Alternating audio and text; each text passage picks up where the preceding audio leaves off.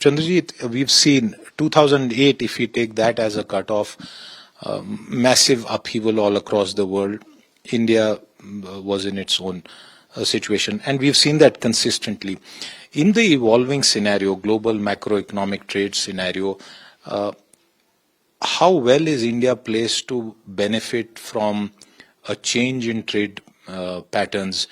We've just picked up that European authorities, EU authorities are going to visit India to likely push for the bilateral, for the trade deal that's been pending for many years.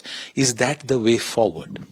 So, we all know that certain international institutions have not been living up to what we had expected them in terms of when it comes to trade. So the way India has really worked on is, and if you really look at the way America, or when we talk about the Trump administration talking about investments into America, India also has aspired in its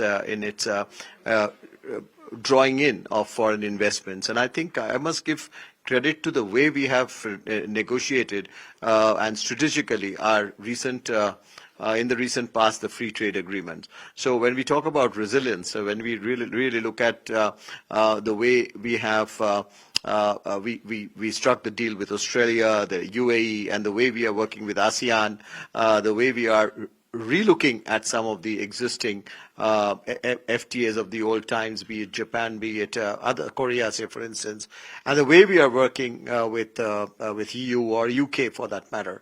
I think the way we are now, the strategy towards looking at regions and countries to see how we can look at the recent FTA that we signed with the Scandinavian countries. There's a huge component of investments into it. Now, all of this will help us build those supply chains, and I think India, when it with the new Trump administration, I would think there is a lot of Indian investments into America. There is a lot of jobs being created in America by Indian companies.